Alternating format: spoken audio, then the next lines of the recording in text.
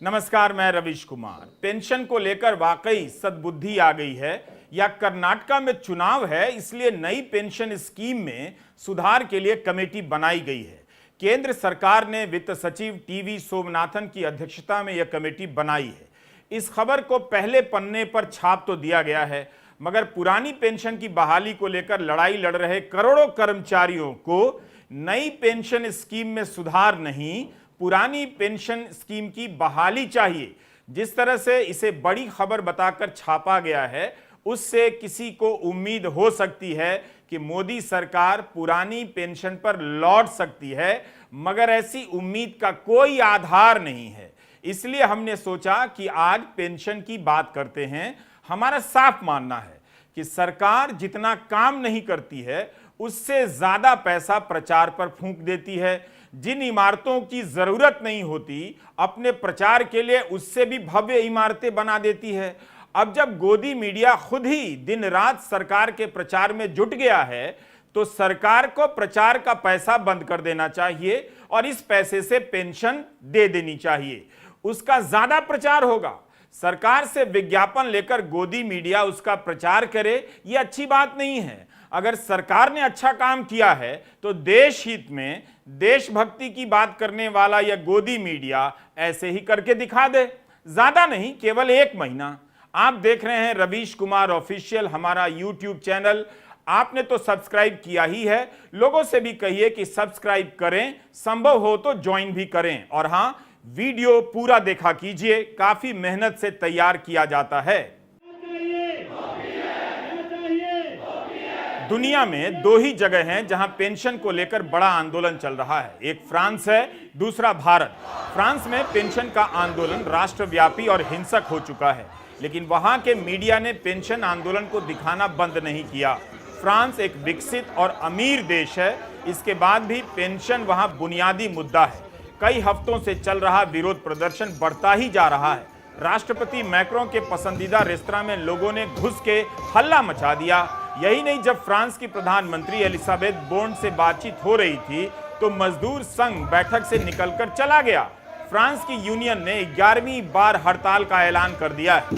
दूसरी तरफ भारत में भी पुरानी पेंशन की बहाली को लेकर कई साल से हर महीने आंदोलन कहीं ना कहीं चल रहे होते हैं। समय समय पर अलग अलग राज्यों में नई पेंशन नीति के खिलाफ विरोध प्रदर्शन होते रहते हैं, मगर गोदी मीडिया इन प्रदर्शनों को नहीं दिखाता है। भारत में यह आंदोलन पूरी तरह से अहिंसक और लोकतांत्रिक तरीके से चल रहा है। इसके बाद भी इनकी मांग पर चर्चा नहीं होती। 2004 के बाद नौकरी में आए लोगों के रिटायर होने के बाद उनकी क्या आर्थिक स्थिति है, इस पर कहीं कोई रिपोर्टिंग नहीं है।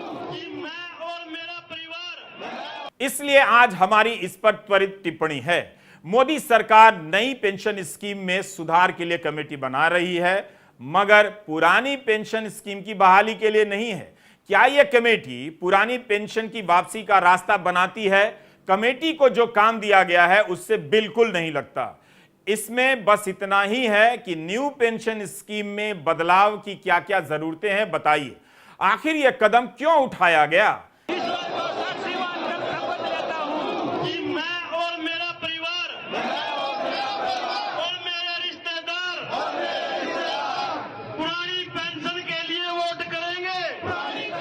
कर्नाटका में विधानसभा चुनाव हो रहे हैं। यहां भी सरकारी कर्मचारियों ने पुरानी पेंशन स्कीम की बहाली को लेकर आवाज उठाने शुरू कर दिए हैं। पिछले साल 19 दिसंबर को बेंगलुरु में नई पेंशन स्कीम के खिलाफ बहुत बड़ी रैली हुई। डेक्कन हेरल्ड ने रिपोर्ट किया है कि 1 मार्च को भी कर्नाटका के सरकारी कर्मचारियों ने इस मुद्दे को लेकर प्रदर्शन किया। राज्य के कर्मचारी 7वें वेतन आयोग की भी मांग कर रहे हैं।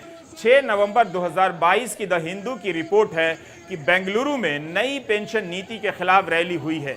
इस साल 23 फरवरी की इकोनॉमिक टाइम्स में खबर छपी है कि कर्नाटका के मुख्यमंत्री ने पुरानी पेंशन स्कीम की बहाली से साफ इनकार कर दिया है। रिपोर्ट के अनुसार विधानसभा में लिखित जवाब में मुख्यमंत्री बासवराज बोम्मई ने कहा है कि इससे वित्तीय हालत खराब हो जाएगी। जब लिखकर ही बोल दिया है कि पुरानी पेंशन ठीक नहीं है, तब कर्नाटका बीजेपी के विधायक अयानूर मंजूनाथ के समर्थन का क्या मतलब रह जाता है? मंजूनाथ ने पुरानी पेंशन की बहाली के आंदोलन का समर्थन किया है। कर्नाटका कांग्रेस के चुनावी अभियान समिति के अध्यक्ष एमबी पाटिल ने ओपीएस के पक्ष में बयान दिया है। हम सब की मांग पुरानी पेंशन है और संघर्ष की वजह से 5 राज्यों में सफलता भी मिली है। अभी केंद्र सरकार ने जो एनपीएस पर कमेटी बनाई है, ये हमारे संघर्ष का परिणाम है, दबाव है, ये बात सही है। लेकिन हमारी मांग एनपीएस में सुधार नहीं है, हमें पुरानी पेंशन चाहिए। और जो कमेटी बनाई गई है वो सुधार के लिए बनाई गई है, एनपीएस में सुधार क्या करना है। जबकि एनपीएस के दुष्परिणाम सामने आए हैं, किसी को 1800, किसी 2600, किसी को 4200 रुपये मिल रहे हैं। तो सुधार की अब कोई चांस नहीं है। हम तो कहते हैं कि माननीय वित्त मंत्री जी या भारत सरकार, माननीय प्रधानमंत्री जी पुरानी पेंशन लागू करें। और जब परिणाम सामने आ चुके हैं, अब कुछ कहने की कोई जरूरत नहीं रह गई है। पुरानी पेंशन बहाली का मुद्दा चुनाव के रास्ते ही केंद्र में आता जा रहा है और छत्तीसगढ़, राजस्थान, झारखंड, पंजाब और हिमाचल प्रदेश में वापसी भी कर चुका है। कांग्रेस ने इस मुद्दे को राजनीतिक समर्थन और पुरानी पेंशन को लागू करना शुरू कर दिया, तो अब आम आदमी पार्टी भी इस होड़ में शामिल है। पंजाब में भी पुरानी पेंशन स्कीम को लागू करने का वादा किया है और अब आम आदमी पार्टी कर्नाटका में भी इसका वादा कर रही है।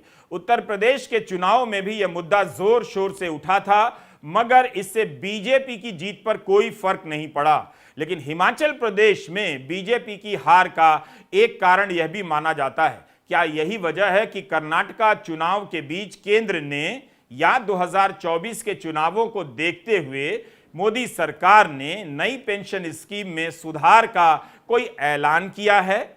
महाराष्ट्र में भी मार्च 2023 में जब नई पेंशन योजना को लेकर आंदोलन जोर पकड़ने लगा, तो शुरू में इस मुद्दे का विरोध करने वाले उप मुख्यमंत्री देवेंद्र फडणवीस ने भी अपनी लाइन में थोड़ा बदलाव किया। उन्होंने साफ साफ तो नहीं कहा, मगर कहने लगे कि राज्य सरकार पुरानी पेंशन स्कीम की वापसी को लेकर नेगेटिव नहीं है।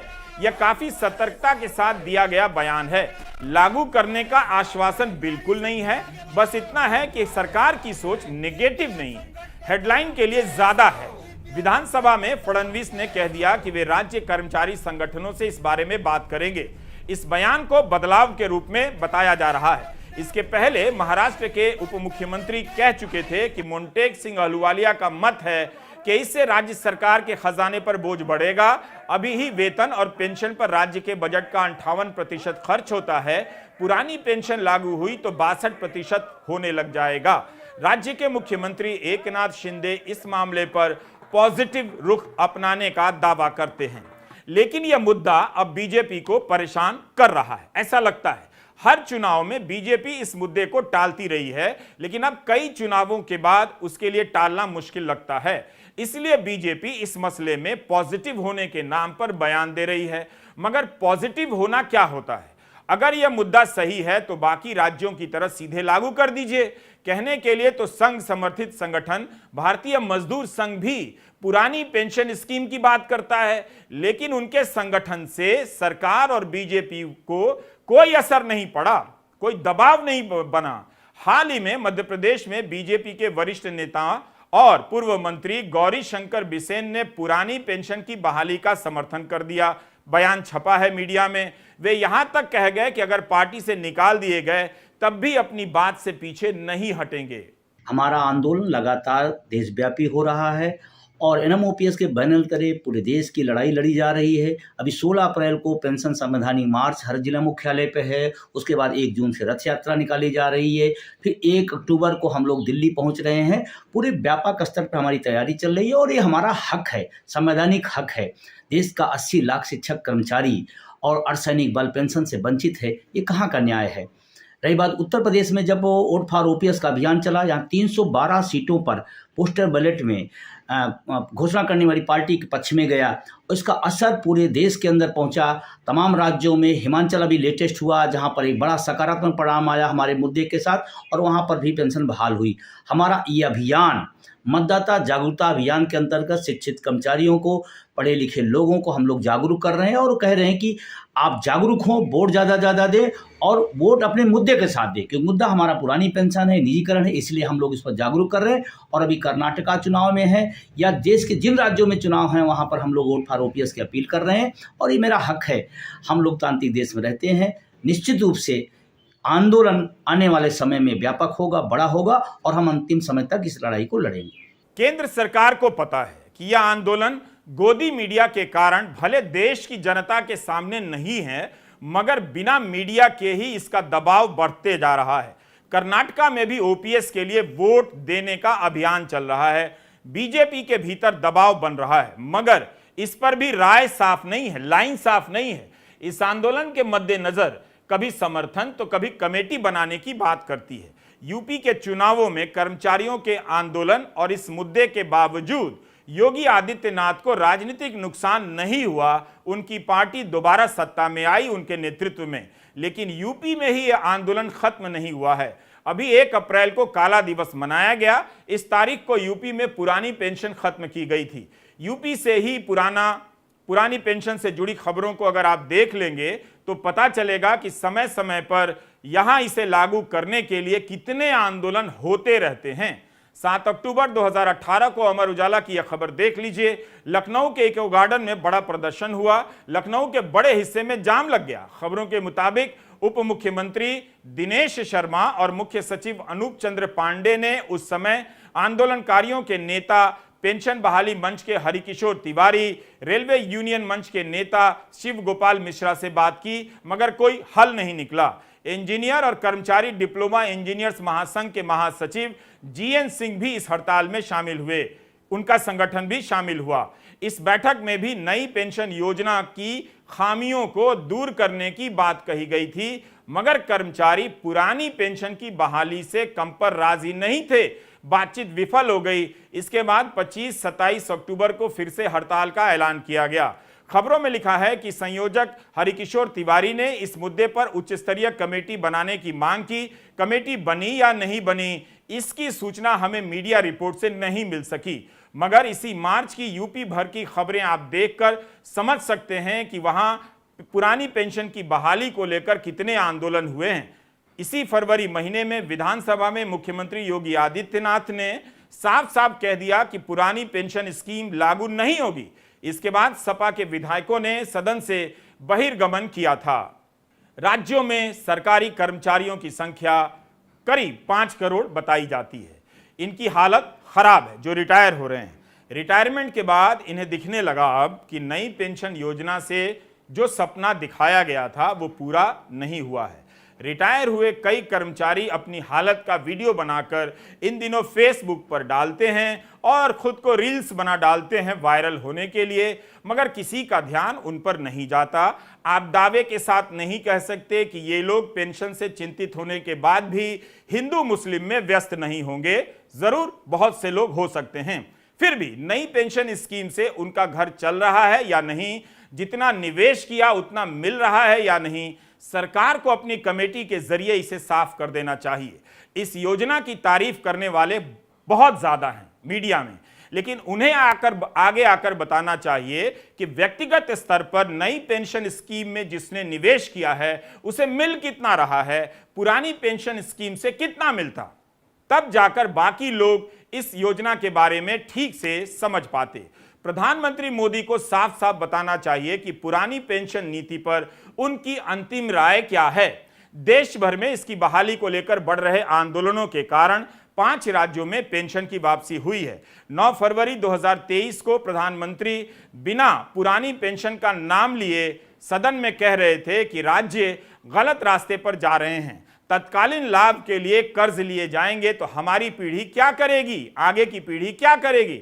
लेकिन ओपीएस तो अभी नहीं है, तो क्या जीडीपी के अनुपात में केंद्र सरकार का देश का कर्ज नहीं बढ़ा है। रिजर्व बैंक ने राज्यों की वित्तीय स्थिति पर अपनी रिपोर्ट में कहा है कि राज्य सरकारों का प्रशासनिक खर्चा बढ़ता जा रहा है। इसमें सैलरी और पेंशन है। इसमें बताया गया है कि स्वास्थ्य और प्राकृतिक आपदाओं पर खर्च होने वाला बजट घट गया है। यह बात सही हो सकती है, मगर यह बात बिल्कुल सही नहीं है कि अगर पेंशन का खर्चा नहीं होता तो सरकारें स्वास्थ्य का बजट बहुत बढ़ा देती। खाना पूर्ति से आगे सरकारी चिकित्सा किसी की प्राथमिकता में नजर नहीं आती है। पेंशन का बजट एक समस्या हो सकता है, मगर स्वास्थ्य पर खर्चा कम है, इसके लिए पेंशन फंड को जिम्मेदार नहीं ठहराना चाहिए। पुरानी पेंशन खत्म होने के बाद क्या स्वास्थ्य का बजट उस अनुपात में बढ़ा? क्या सभी को स्वास्थ्य बीमा मिल गया या इलाज मिल गया?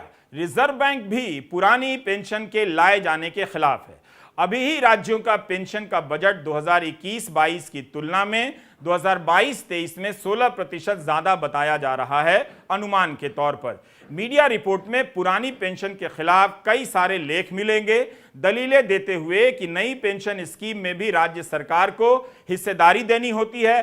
पुरानी पेंशन स्कीम लागू करेंगे, उसमें भी देनी पड़ेगी, तो ये एक भ्रम की स्थिति होगी और सरकार का खर्चा डबल होगा। स्टेट बैंक ऑफ इंडिया की एक रिपोर्ट में कहा गया है कि पुरानी पेंशन ठीक नहीं है। तरह तरह के हिसाब से समझा दिया जाता है कि पुरानी पेंशन के आने से राज्य का बजट बैठ जाएगा, मगर यह नहीं बताया जाता कि रिटायर्ड हुआ कर्मचारी इस तरह की आर्थिक मुसीबतों का कैसे सामना करेगा जिसका चलता फिरता घर रिटायरमेंट के बाद बैठ गया है। प्रधानमंत्री मोदी भूल गए हैं। वन रैंक वन पेंशन की बहाली की मांग से उन्होंने अपने राजनीतिक अभियान की शुरुआत की थी। रेवाड़ी में समर्थन देने गए थे, बाद में जब सरकार को समझ आया तो टाल मटोल करने लग गए। सैनिकों ने अपने आंदोलन के दम पर इस पेंशन को ले लिया, तो 2019 का बढ़ा हुआ पैसा अरियर पाने के लिए सैनिकों को कोर्ट जाना पड़ा।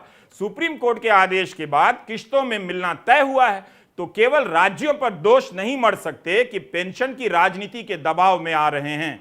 पेंशन की राजनीति के दबाव में अगर सबसे पहले कोई आया तो प्रधानमंत्री नरेंद्र मोदी हैं, जो रेवाड़ी की रैली में वन रैंक वन पेंशन के लागू करने का वादा कर रहे थे। केंद्र सरकार को यह खबर फिर से पढ़नी चाहिए। 5 मार्च 2023 के इंडियन एक्सप्रेस और अन्य अखबारों में यह खबर छपी है। अगर पुरानी पेंशन ठीक नहीं है तो क्यों केंद्र सरकार के कुछ सरकारी कर्मचारियों को पुरानी पेंशन के विकल्प चुनने का मौका दिया गया, जिनकी नौकरी का विज्ञापन या नौकरी की अधिसूचना 22 दिसंबर 2003 के पहले जारी हुई थी। अब उन्हें पुरानी पेंशन में शिफ्ट होने का विकल्प क्यों दिया गया? कुछ तो है पुरानी पेंशन में जिसके लिए कुछ लोग इसका मोह छोड़ नहीं पाते। अगर नई पेंशन नीति इतनी ही अच्छी है तो फिर विधायकों और सांसदों को इससे बाहर क्यों रखा जा रहा है? उन्हें भी इस योजना से पेंशन दी जा सकती है।